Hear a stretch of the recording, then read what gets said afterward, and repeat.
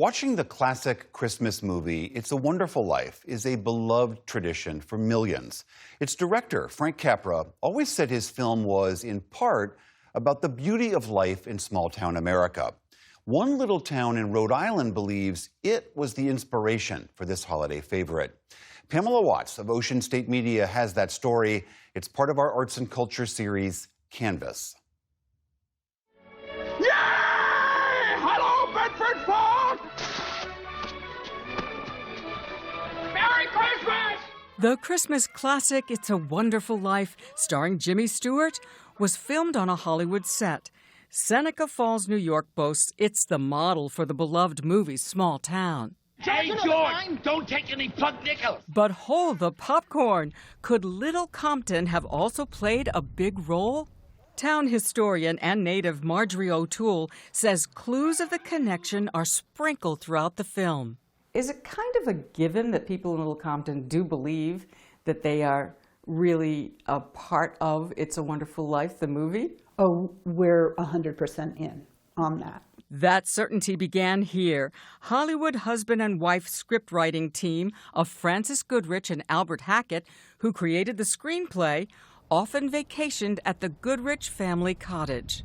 Frances and Albert summered on Bailey's Ledge in Little Compton, on the Bailey family farm. And so I think the fact that they named their incredibly sympathetic main character, George Bailey, is an absolute tie to this summer home, summer community that they loved. Need more proof?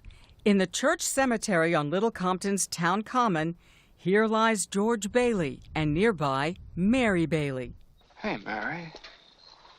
As I was lumbering down the street, down the street, down the street. Goodrich and Hackett borrowed other area names, too. The folks in Seneca Falls may argue this, but Little Compton sits in between two cities, New Bedford and Fall River. And so I think the fact that the town in the movie is called Bedford Falls is a direct combination of the names of those two cities. That may all seem a coincidence until this scene in the movie. You had me worried. One of the oldest trees in Pottersville. Pottersville? There's actually a Pottersville neighborhood in Little Compton. Today it's a perfectly beautiful little neighborhood in Little Compton, but 100 years ago, Pottersville was one of the poorer neighborhoods in Little Compton where working class people would have lived and worked. Senior digital producer Dan Medeiros of the Herald News in South Coast, Massachusetts, has traced another local tie to the movie. I found that someone from It's a Wonderful Life was born in Fall River, and I thought, well, who could that be? I know I've seen the movie a million times.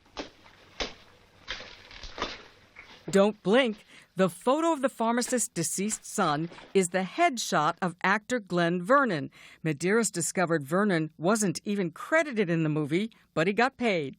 That actor from Fall River was a part of it. A very, very small part, but he was a part nonetheless. At first, Vernon didn't mention he was in It's a Wonderful Life, which flopped at the box office, winning only one Oscar for special effects.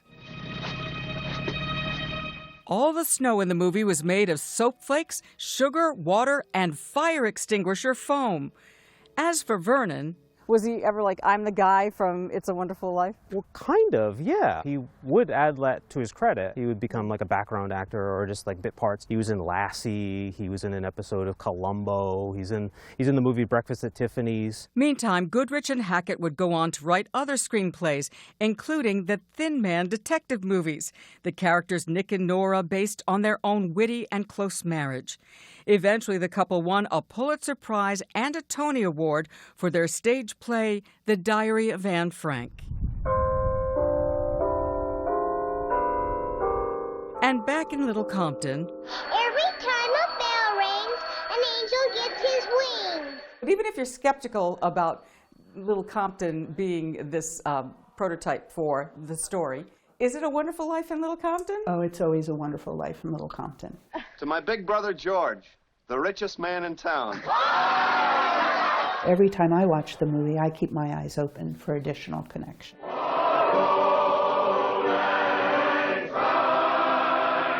For the PBS NewsHour, I'm Pamela Watts in Little Compton, Rhode Island.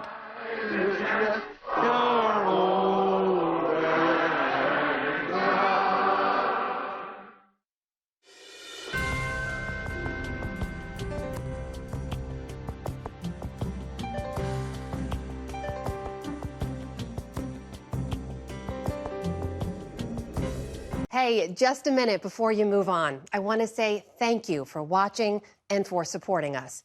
It's you, all of our viewers, our readers, and our listeners who make everything that we do possible. So thank you from everyone here at PBS News. Support journalism you trust. Support PBS News.